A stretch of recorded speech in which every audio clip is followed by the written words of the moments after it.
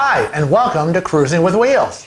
How y'all doing today? I'm Kevin, and this is Frank. And today we're doing a subscriber-inspired Q&A. That would be question and answers. That's right, it's time for another session. So let's get started.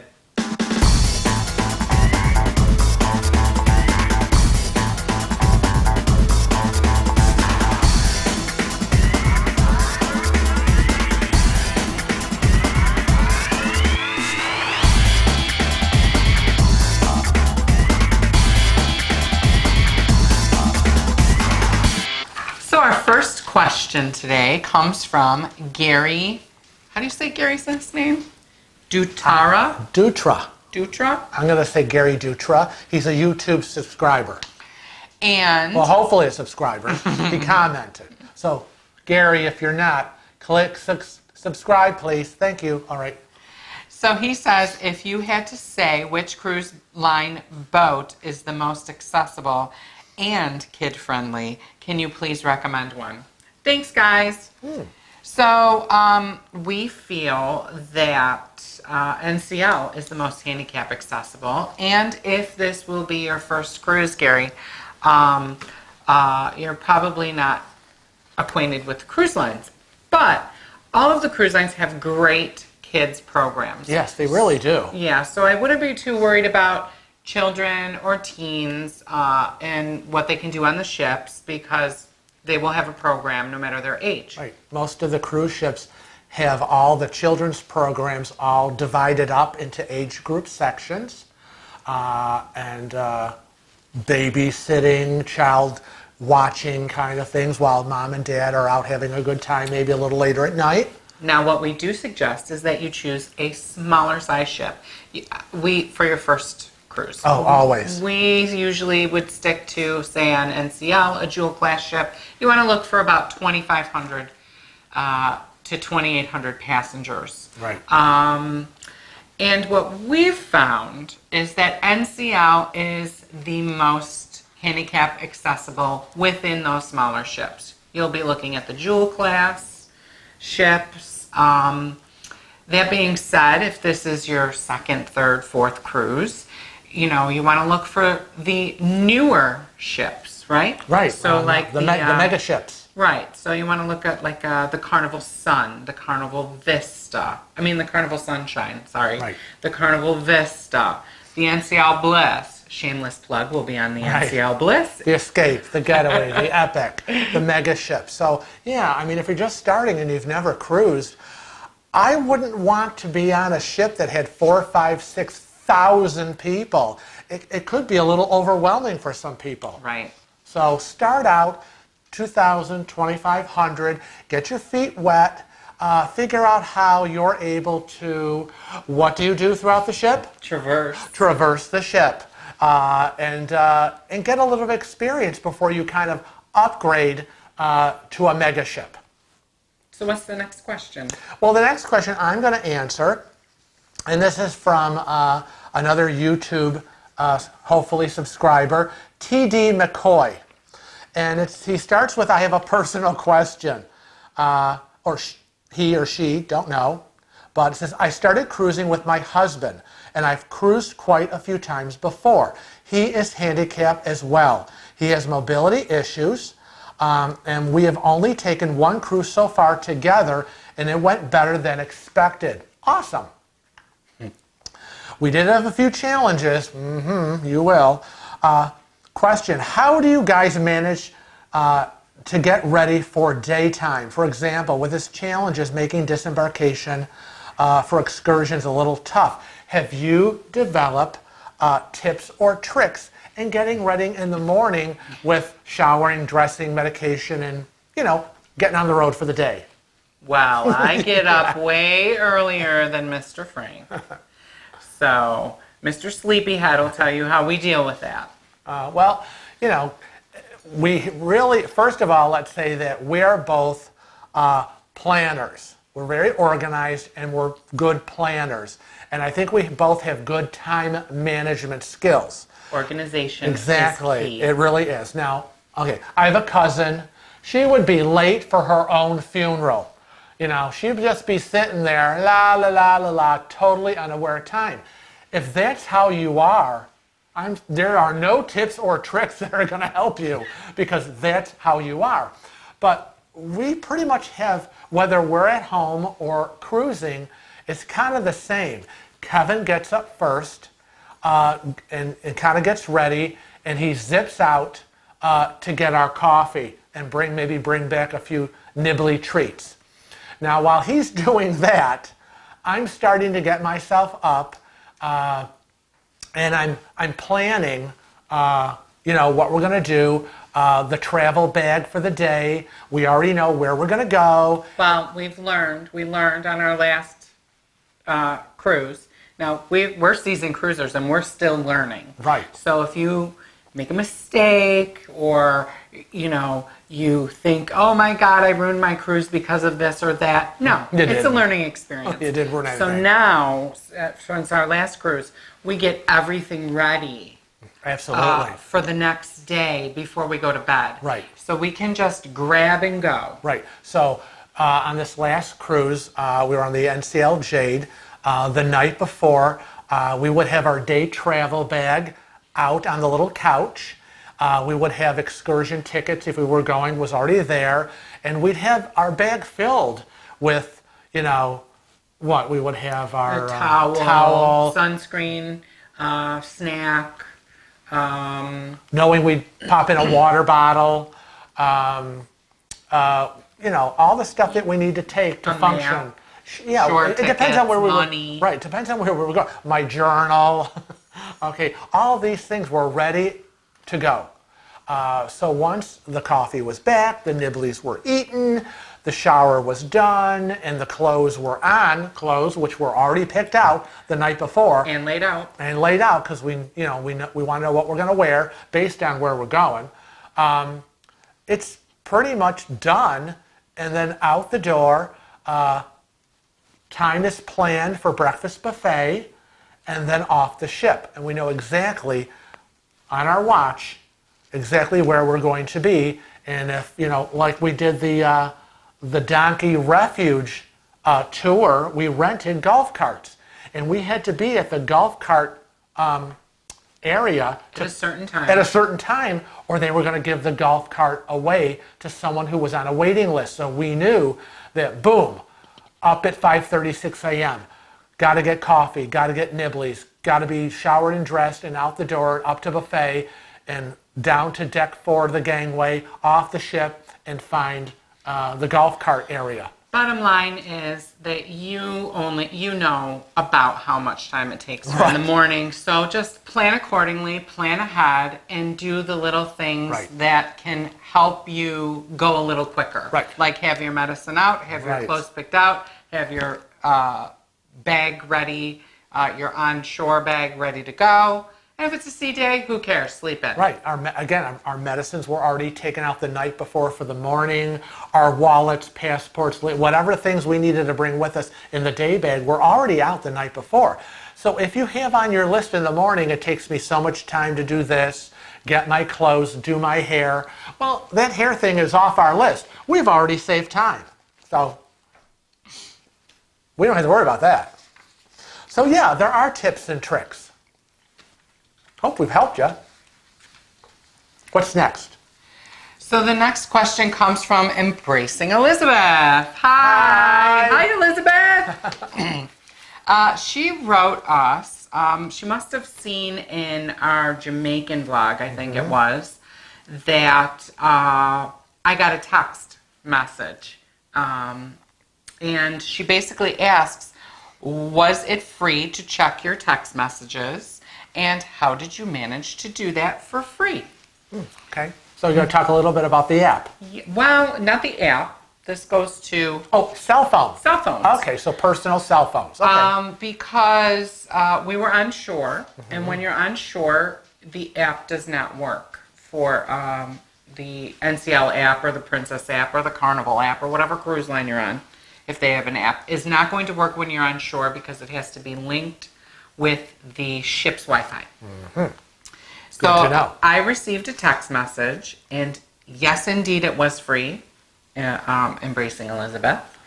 And the reason it was free is we are with T-Mobile for our cellular plan. They are awesome. And we pay a little bit, I think it's $19.99 for a travel package that for the whole month we will get to use our phone in over 120 countries for free. Oh boy. It doesn't necessarily mean you can make phone calls, so you have to check online because there's so many countries that I can't list them all for you. But certain countries you can use your phone portion of talk, and the rest of the countries you can use the internet and texting for free. Some of the countries it's like, 15 cents a text or whatnot. But it's well worth it. Right. And we will be doing a cell phone video of how to use your cell phone while you're on a cruise, how to prepare to use your cell phone for cruising, and which plans and which cell phone providers offer cruise-specific plans. Right. So Okay, so keep your eyes out for that. a little bit of information, a little bit of homework, planning and preparation. That's good. So the next question was for Frank. Right, a question kind of comment, and it's from our friend Ebba Little, and she's from Canada.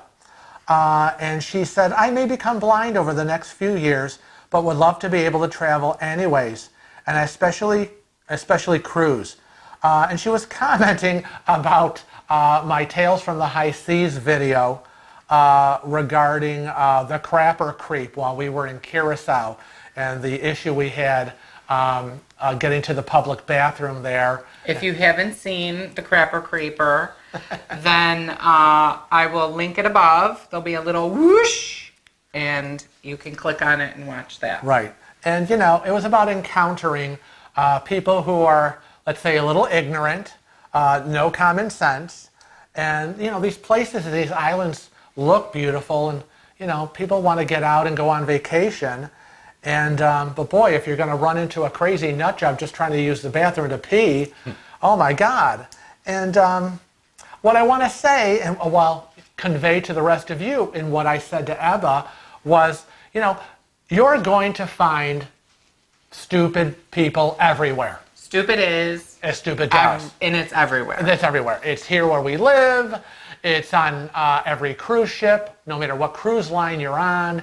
It's on every port and destination you will arrive at. But you cannot let that stop you from enjoying a vacation, from getting out of the house. If you are disabled, she's losing her eyesight.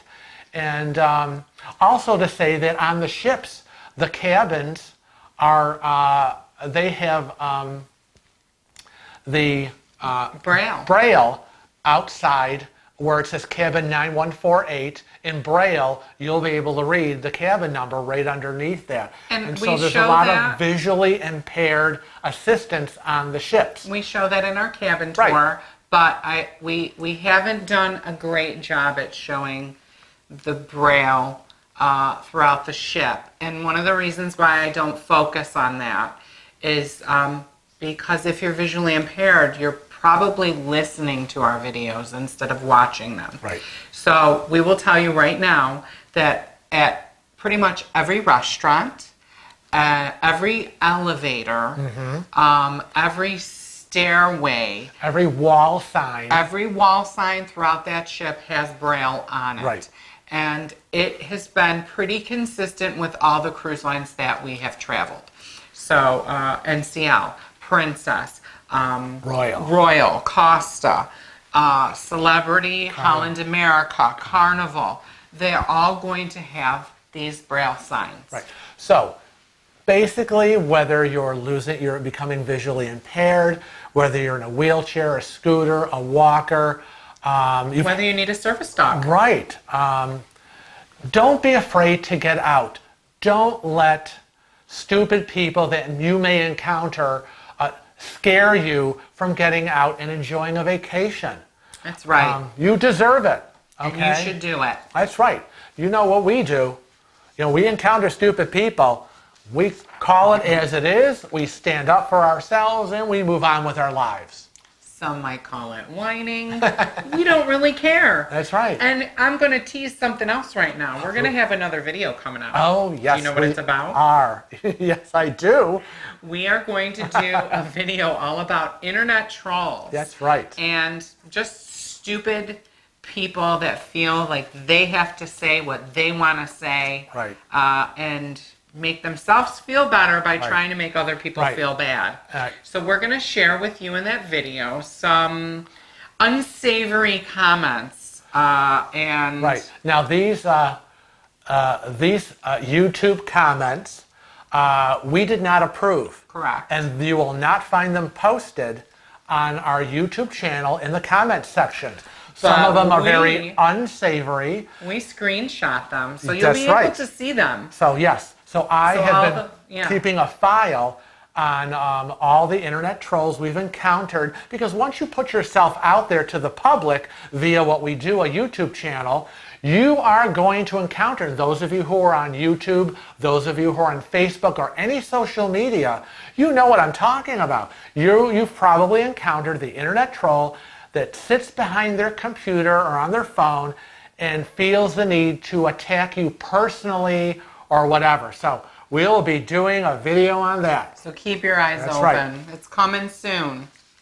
So what else do you have? Well, Your last one. A few people have sent us email messages, Facebook messages,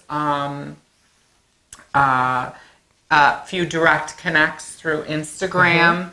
And I don't have everybody's name, but I know Ann Sofer is one of the people that we had some discussions with about flying. And the question is basically, what's best? Should they get a direct flight, or should they do a layover, and what kind of timing should go with that? So it's going to be a general answer, Right. Because it's going to depend on where you're coming from and where you're going and how much money you have to spend. The airport you're flying in and out of, is it a large, Right. So our airport locally here, it's the Rochester International Airport. It's a big name for a little airport. So we have two terminals or concourses. We have Right. A and B. Right. How big of an airport You is either it? go this way or you go this way. That's pretty much it.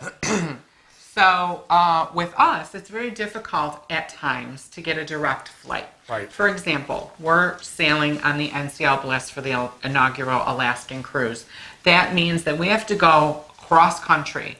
There is no direct flight. Right. There's nothing from Nothing. Rochester, New York on the East Coast to Seattle.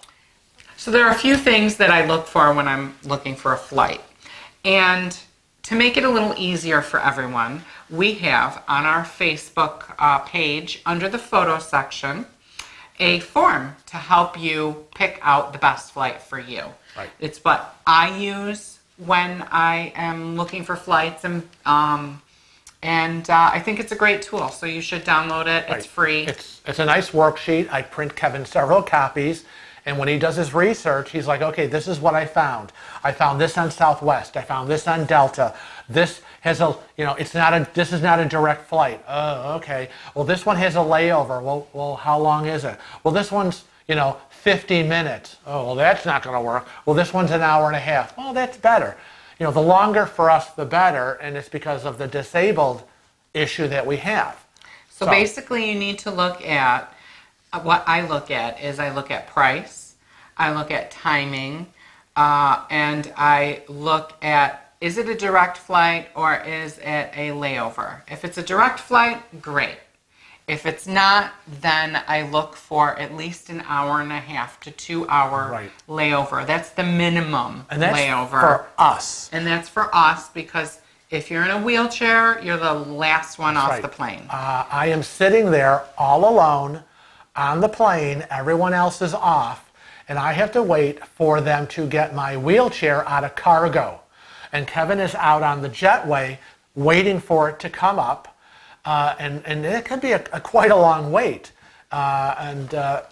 Once they've got it, they've now got to get me out of the seat and into the wheelchair, up the jetway, and then we have to find our way to where the new gate is and where we need to be. So if you do not have a disability and you're a good runner, that 45 minutes could be for you in terms of a layover. But for us, it is not. So wheelchair, walker, scooter, whatever, you're going to need a decent amount of time because you'll probably, though you are the first one on the plane, you will be the last one off. So I hope that helps. And the next question comes from Roland Tucker. Oh, yes, Roland. Roland says, and he watched one of our NCL Jade vlogs. I think it was the vlog about teppanyaki. Yeah, the teppanyaki grill. And he said, great video, guys. Joanne and myself, Roland, will be leaving from New York on the Norwegian breakaway March 25th.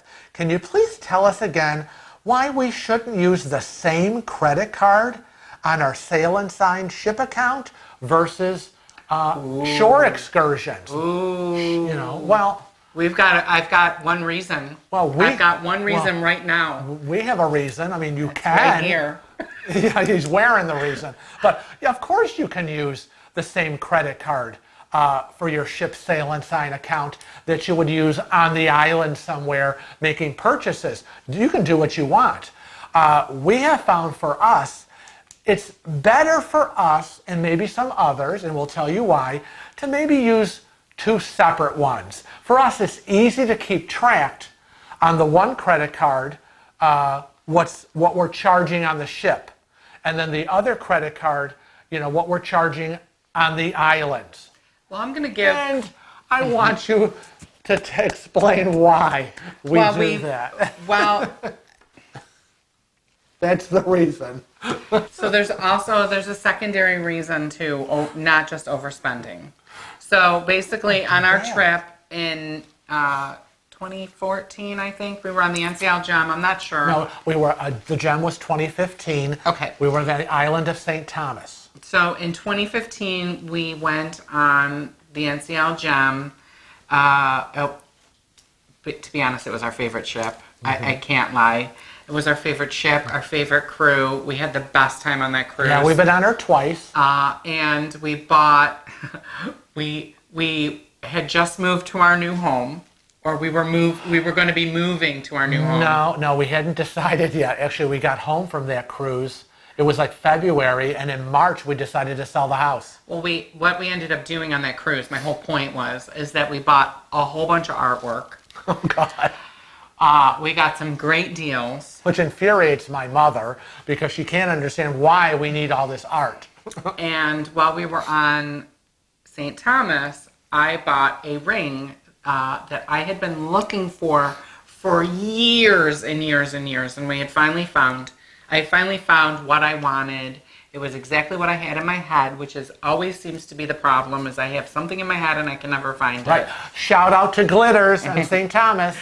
And when on the last day, when we were calculating things, right, we thought, oh, we're fine. We're really close to our limit, but we're fine. Right. We're looking at our Sail and Sign account sheet, saying, okay, yeah, we checklisting that they were all legitimate purchases that we made on the ship, whether it was drinks or charges for specialty restaurants or whatever.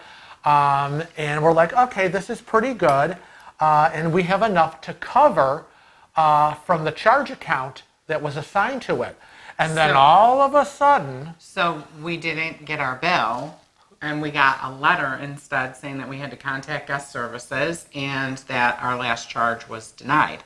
And we panicked and couldn't figure out why. Well, they can't be. And luckily, Frank had won money at the casino, and... I won like $600. And so we went and paid that towards the bill, and then the final charge was cleared. Right. And but we had used fine. the same charge account. We had only used one charge card, and we totally forgot that the purchase of the ring on the island of St. Thomas was on that charge card. Right. And so when we were looking daily at our Sail and Sign accounts, thinking we were okay, we totally didn't remember to add the money for the ring on top of that bill, which would have pushed us over our limit.